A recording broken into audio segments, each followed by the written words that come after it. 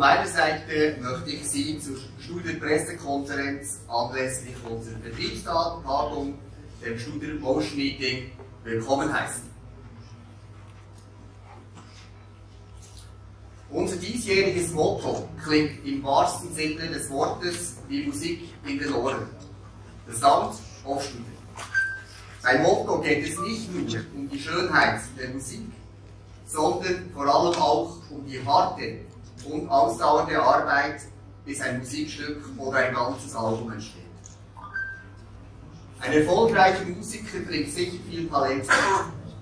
Das alleine genügt aber oft nicht.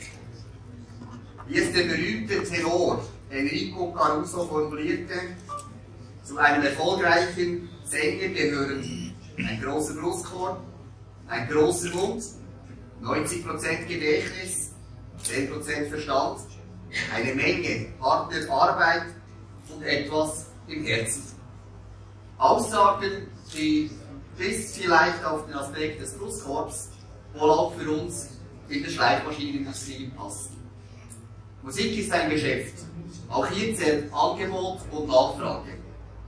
Im Wesentlichen geht es auch im Musikbusiness darum, das zu produzieren, wofür Kunden bereit sind, Geld auszugeben. Ein erfolgreiches Musikalbum zu produzieren erfordert zudem viel Entwicklungsarbeit. Nachhaltige Entwicklungsarbeit und den Blick aufs Ganze ist nicht nur im Musikgeschäft wichtig, sondern auch bei uns. Sie werden später von meinem Kollegen Daniel Huber das eine oder andere über unsere Entwicklungsaktivitäten hören. Schlussendlich geht es aber in der Musik vor allem darum, Emotionen zu übermitteln und Menschen zu berühren. Ein erfolgreiches Musikstück ist mehr als nur eine Kombination von Noten und Strophen. Oder, wie es der Violist Isaac Stern formulierte, das größte Verbrechen eines Musikers ist es, Noten zu spielen, statt Musik zu machen. Das Gleiche gilt auch für uns im Maschinenbau.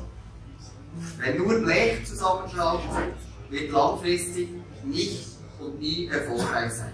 Ich möchte Ihnen nun in den nächsten paar Minuten einen Überblick über die Vertriebs-, Service- und Marketingaktivitäten geben. Lassen Sie uns mit dem Rückblick auf das vergangene Jahr fortfahren. Nach dem drittbesten Auftragseingang im 2022 konnte leider das letzte Jahr nicht ganz mit den besten Jahren mithalten und schloss in etwa auf dem Niveau der Jahre 2015 und 2016 an. Diesen Rückgang hatten wir in der Form prognostiziert. Wir beendeten das Jahr folglich auf dem geplanten Niveau. Die Inflation und die weltweiten Unsicherheiten führten in einzelnen Märkten zu den erwarteten Investitionsrückgängen. Der schwächere Jahresstart, die unterdurchschnittliche Entwicklung in China und in einzelnen asiatischen Märkten, aber auch die eher enttäuschende Entwicklung in Deutschland führten schlussendlich zum tieferen Auftragseingang. Nichtsdestotrotz erzielten wir in einzelnen Märkten gute bis sehr gute Resultate und verzeichneten in verschiedensten Ländern, wie beispielsweise in Spanien, sogar neue Rekorde. Zudem war der Jahresendspurt mit einem eher überdurchschnittlichen Auftragseingang sehr erfreulich. In Summe sehr erfreulich, wie eben vorhin von Jens Blair bereits erwähnt, die Situation im Customer Care. Hier konnten wir erneut einen neuen Umsatzrekord erzielen. Hierzu später mehr. Dank dem hohen Umsatz haben wir es auch im 2023 geschafft, unsere Position in den einzelnen Märkten zu stärken und unsere Marktanteile weiter auszubauen. Unser breites Portfolio, sehr geehrte Damen und Herren, ist und bleibt ein wichtiger Pfeiler unseres Unternehmenserfolgs. Auch wenn die Performance der einzelnen Produktkategorien sehr unterschiedlich ausfiel. Die Anzahl verkaufter Produktions- sowie konventioneller Maschinen war im letzten Jahr enttäuschend. In beiden Produktkategorien schnitten wir unter unseren Erwartungen ab. Gerade auch die schlechte Investitionsstimmung in der Automobilindustrie half nicht, Schleifmaschinen für die Hochproduktion zu verkaufen.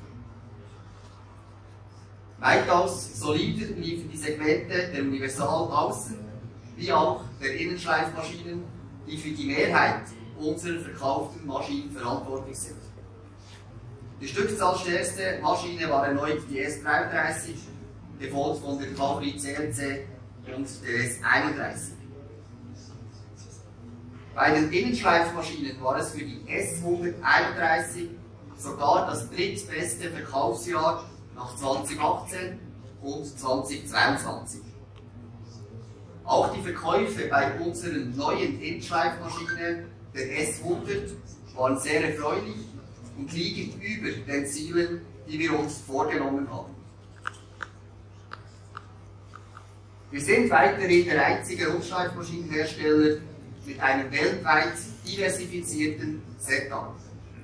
Erneut konnten wir in über 35 Ländern Schleifmaschinen verkaufen. Auch in 2023 steigerten wir erneut in vielen Märkten der Welt unsere Marktanteile. Allen voran in Spanien, in Österreich und auch den Niederlanden erzielten wir höchste Marktanteilswerte. Aber auch in den anderen europäischen Märkten wie Deutschland, Italien, Frankreich und auch Tschechien und Polen hielten oder steigerten wir schlussendlich unsere Marktanteile. In Amerika stiegen unsere Anteile vor allem in den USA, wo wir umsatzmäßig ein sehr solides Jahr verzeichneten. Dies unter anderem auch durch die vielen Aufträge aus der Halbleiterindustrie. Das Gleiche gilt auch für Asien, hier vor allem China und einzelne südostasiatische Märkte, die durch den Boom der Halbleiterindustrie, aber auch durch die hohen Umsätze aus der Flugzeugindustrie profitierten. Die größten Einzelregionen waren erneut Asien, gefolgt von der Verkaufsregion Zentraleuropa. Kommen wir nun zu den Entwicklungen unserer Kundensegmente. Den anteilsmäßig größten Zuwachs im Auftragseingang generierten wir erneut im Bereich der Raum- und Luftfahrt. Dieses Segment ist mittlerweile wertmäßig sogar größer als das Segment der Automobil- und Zuliefererindustrie. Die größten Einzelsegmente bleiben jedoch weiterhin Precision Engineering, welches von den Lohnfertigen geprägt ist. Dieses Segment bleibt für uns weiterhin strategisch wichtig und zeigt uns, dass wir vor allem auch bei vielen kleinen und mittelständischen Unternehmen sehr hohes Vertrauen genießen. Und dies bereits seit Jahrzehnten. Das Feld der größten Segmente wird für uns komplettiert von den Maschinenbauern und dem Bereich Teilboden. Kommen wir nun zum Customer Care. Hier erzielten wir das zweite Jahr in Folge einen neuen Umsatzrekord. Alle Geschäftsfelder von Wartungen, Service bis hin zu den Ersatzteilen und den Überholungen liefen sehr gut. Im Überholungsbereich erzielten wir in einzelnen Ländern, wie beispielsweise der Schweiz, sogar neue Rekordumsätze. Unseren konsequenten Aufbau und die Weiterentwicklung unserer Customer Care Aktivitäten zahlen sich Jahr für Jahr aus. Und dies kommt unseren Kunden zugute, die in sehr vielen Ländern dieser Welt auf unseren leistungsstarken und kundennahen Service zählen können. Eine sehr erfreuliche Entwicklung verzeichneten wir auch dank unserer Osteuropa-Erweiterung im Customer Care, wo wir seit letztem Jahr in Tschechien, der Slowakei, Polen und Ungarn den Service mit eigenen Mitarbeitern durchführen. Wir werden in den kommenden Jahren die Weiterentwicklung und auch den personellen Auf- und Ausbau im Customer Care weiter vorantreiben. Auch im Marketing haben wir wieder einiges umgesetzt und werden es auch in 2024 tun. Insgesamt nahmen wir an rund 30 Messen und Open Houses teil. Die größten Ausstellungen waren die ZIP in Peking sowie die EMO in Hannover. Zudem konnte UGA, unsere nordamerikanische United Grinding Niederlassung, im Mai ein sehr erfolgreiches Open House durchführen. Auf der EMO im September lancierten wir zudem unseren neuesten Lader, den Interfloat, welcher für unsere Universalmaschinen konfiguriert werden kann. So haben wir erstmals 3 Automatisierungslösungen auf einer Messe auf einmal präsentiert. Den Roboload, den Uniload und den Interfloat. Das, sehr geehrte Damen und Herren, gab es in der Studiengeschichte noch nie. Sie werden später anlässlich des Postenrundgangs zu unseren Automatisierungslösungen weitere Informationen kriegen. Im 2024 setzen wir den Fokus erneut auf die großen Maschinenbaumessen. Die CCMT in Shanghai sowie die Grinding Hub in Stuttgart machen den Anfang der großen United Grinding Messen.